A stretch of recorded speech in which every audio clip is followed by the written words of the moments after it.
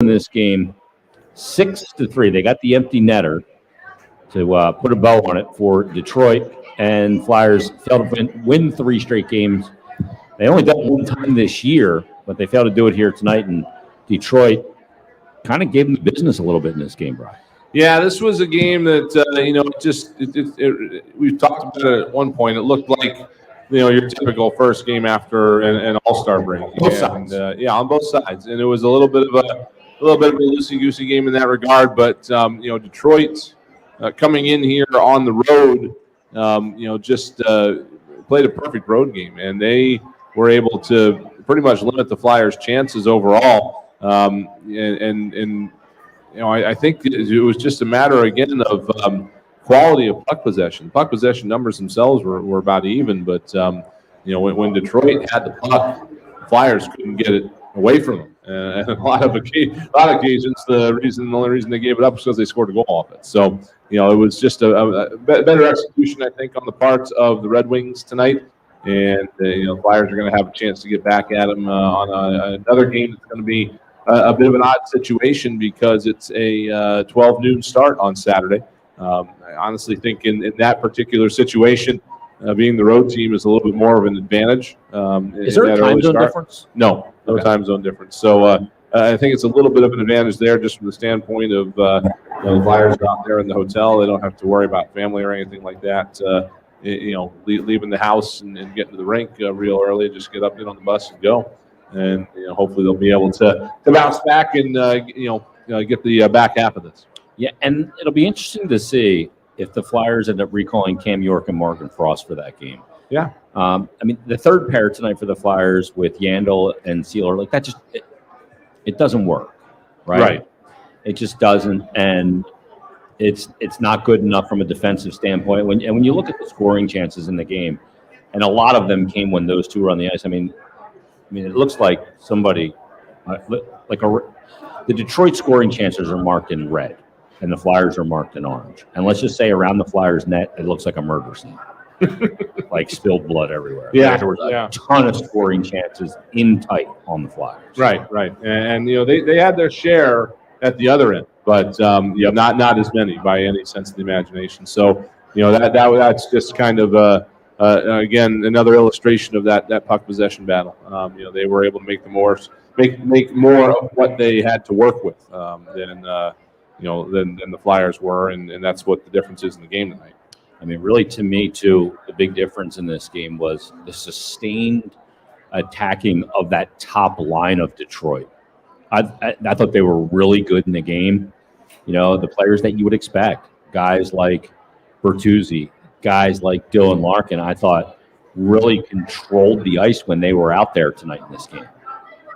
The interesting thing about the comparison of these two rosters is you've got young talent on both sides of them. Mm-hmm. It just seems like right now the Detroit young talent is ahead of where the Flyers are at.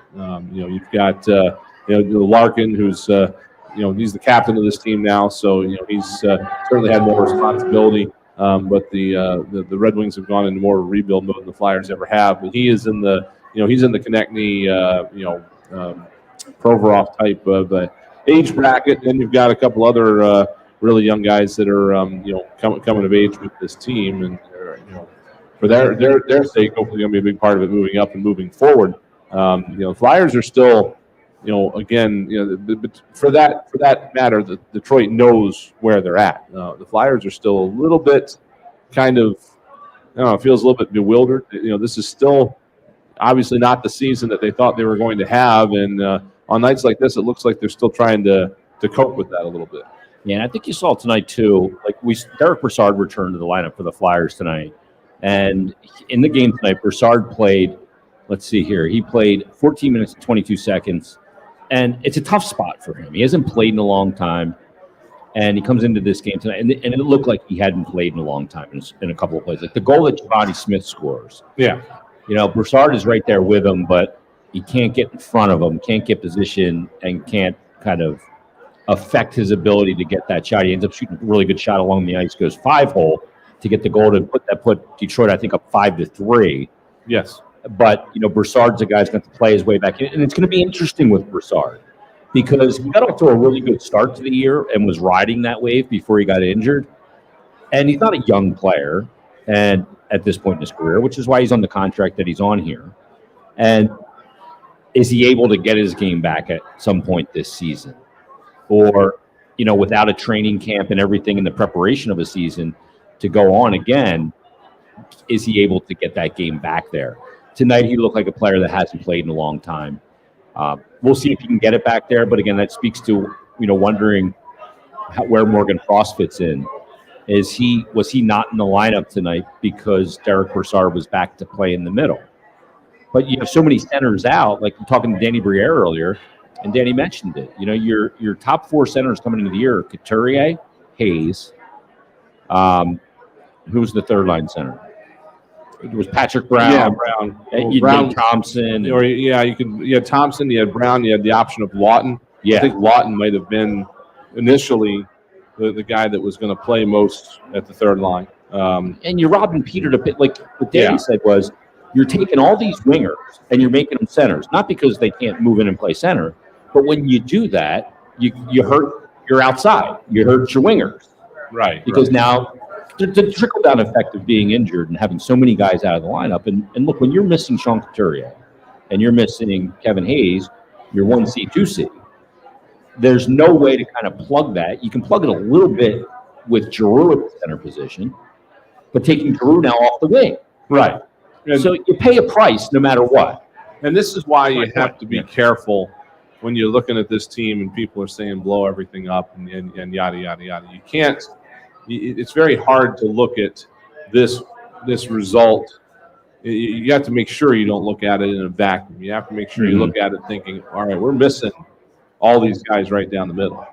And you can't go into it and try to fix the problem until you know what the problem is. And the problem is at least partially, if not a great deal, affected by all those injuries down the middle. Yeah, it doesn't help. Right. It certainly doesn't help. Getting back to what we were talking about right before that with Brassard, I mean, it's a situation, again, where he hasn't played in a while. Flyers changed lines, and Brassard got out there. And, it's almost like, again, it looked like a little bit of a rusty play because he comes off the bench. Detroit's got the puck behind their net, and he's got a 15-foot head start heading down the ice on Smith.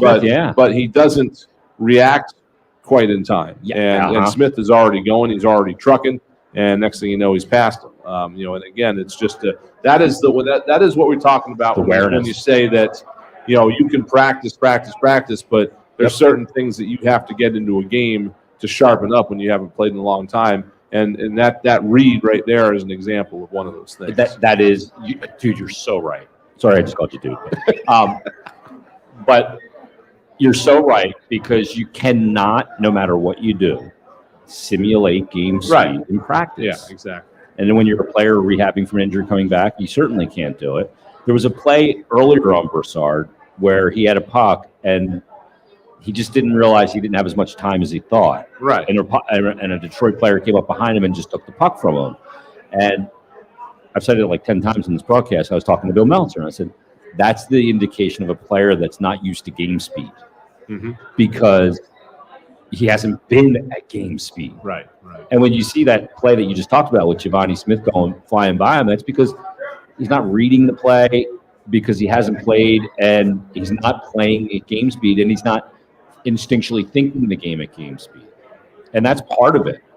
But, when you're so depleted with so many injuries and everything that's going on, that there's just not many options. Right. And Brassard coming back is counted on in a big way when he should have never been counted on in a big way this seseason. Yes, that's correct. Should have been a role player. He was signed as a role player. Yes. Yandel was signed as a role defenseman. Yeah. Power play specialist and ride him from the third pair. You would sign these guys to come in and lend a veteran mindset to a relatively young core, not super young, but a group that has growth to do. And those are the roles that guys like that were supposed to play this year. And then again, I think some of the veteran core slowly started kind of peeling off a little bit, and all of a sudden those guys are being thrust into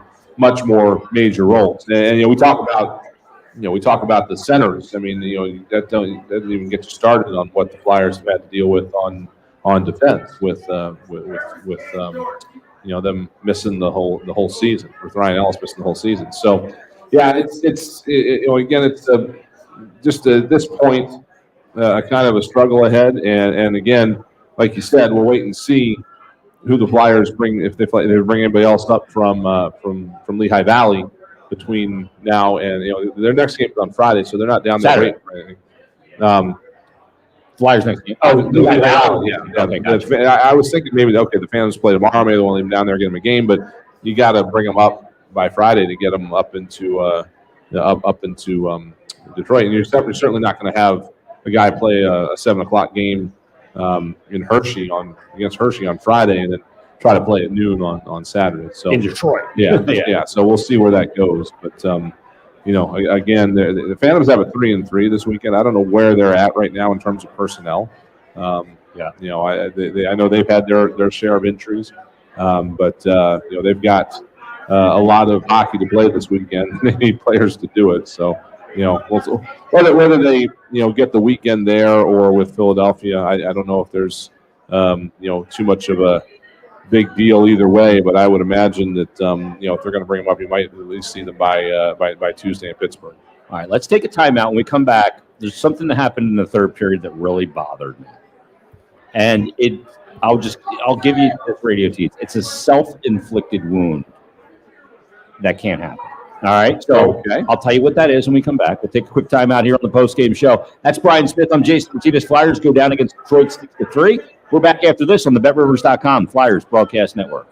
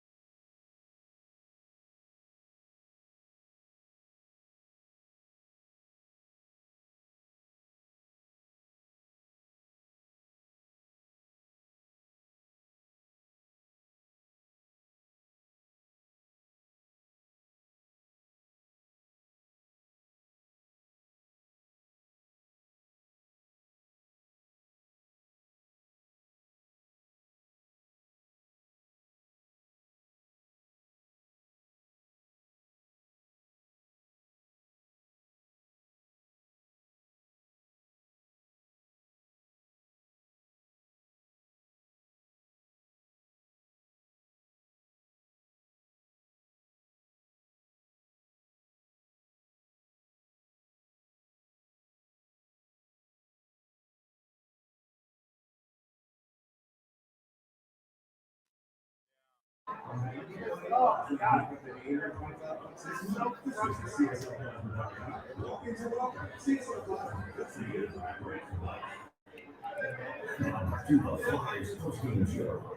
right, back live to East Food Hall. Wells Fargo Center Flyers fall against the Detroit Red Wings. They'll be back at it on Saturday, and they have to make sure not to repeat this mistake that has me earned. Okay.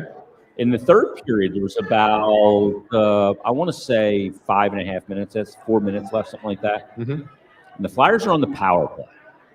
And it goes from PP1 to PP2. Okay. You guys notice this? Were you paying attention? You don't even know what I'm going to say. The fact that it was supposed to be a 5-on-4, but it was a 4-on-4 for about 33 seconds. Yeah. A player on PP2 did not jump on the ice. And that's just like everybody being into the game. Right. And I know who you got. At that point, I was looking at shift. Like, Flo Drew was out there for 2:35. Cam Atkinson was out there for just over 2. I think there was one other guy that was out there for 141. I don't know if that had something to do with it. It was just a bad change or what the deal exactly was. It was only one player that changed. Yeah. The guy who had come on, like Jerry Mayhew, right, is the guy that eventually jumped on the ice 30-plus seconds later. Yeah. But you got it. And look, a lot of times on the power play especially, it happens in both. You get the puck behind your net, you change your unit.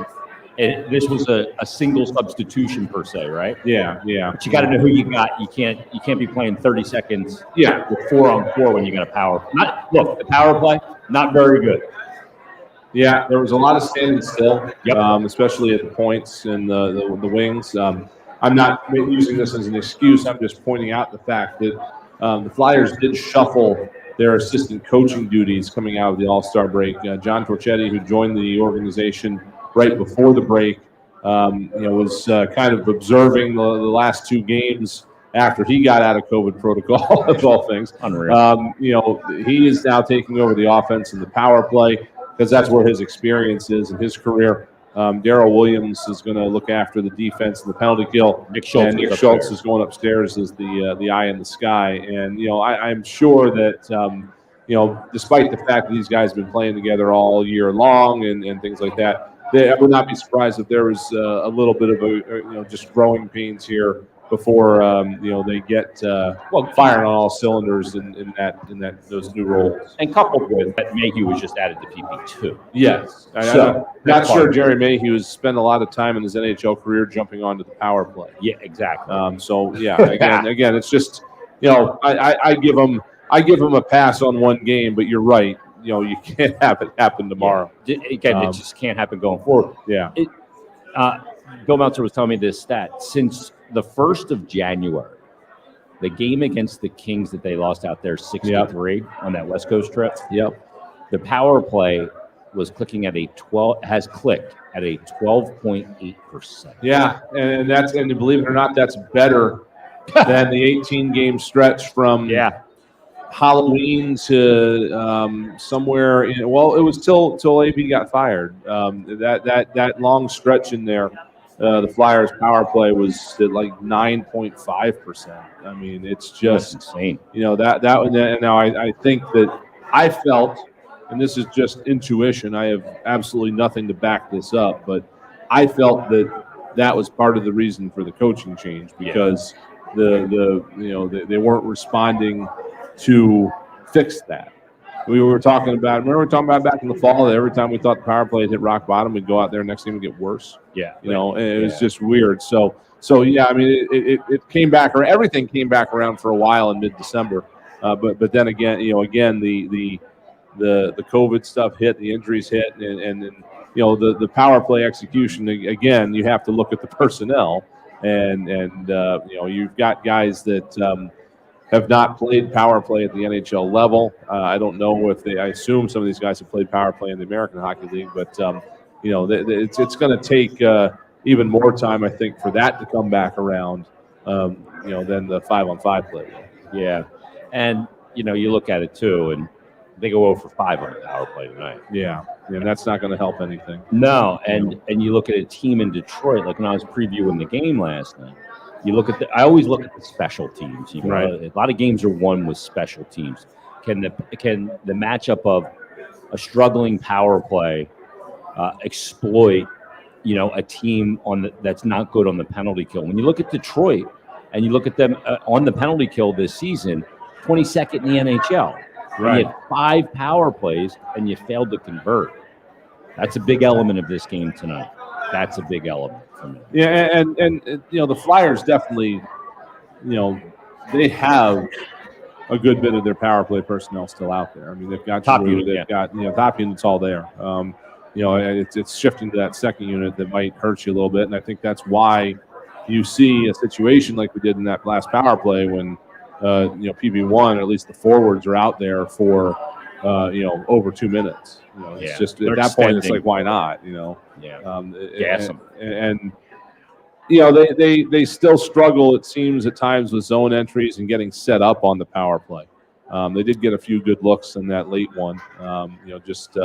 Again, not quite enough traffic in front of the net and I really think they need more movement on the perimeter in some way. You got to get guys switching spots. You got to get guys doing something other than just standing there and waiting for the pass. You can't just move when you have the puck, I don't think. Yeah, you have to be moving. It has to be constantly in motion. And it just wasn't in this game, and the Flyers go down 6-3. I knew this game was doomed from the time I went downstairs to have dinner before the game, because the silverware was packaged in a little cellophane again. You got to get rid of that stuff, I guess, right? Yeah. Yeah, I think that was just an oversight. I think again, it had a little bit to do with the layoff, a little bit to do with rust. I think you see more. I think you see better execution over the weekend and then in the next week. I know they got a practice in yesterday, but it's just getting back in the saddle. And fortunately, again, they don't have a very, very heavy schedule ahead here. So you hope that they're going to be able to get into a rhythm here and have a good month of February. Well, that's going to start coming up on Saturday. It's so pregame show will start at 11:30 on Saturday. It will, yeah. Better set your alarms. So this is AM. We're not on the West Coast again, right? All right. Yeah. This is AM. It's going to be again a noon start. We have a few of these odd start times coming up. The Flyers are going to play Carolina on February 21st, which is President's Day. That's a Monday. That's a 3 p.m. start. Oh, wow. And then when the Flyers get out of the rescheduled games, they've got a game against Washington at 12:30 on a Saturday, too. So they've got a few day games coming up here that are going to kind of mix things up a little bit. All right. Well, should we put a wrap on it? Yes, let's put a wrap. All right. Let's do it again on Saturday. Saturday in the AM. We'll be back for Flyers. What do they call the soccer thing? Premier League mornings? We'll have a Flyers game day morning. It's like breakfast at Wimbledon. Something like that, yeah. Right? So we'll do that Saturday. Flyers, Red Wings Part 2 coming up on Saturday. See if the Flyers can avenge this loss here tonight.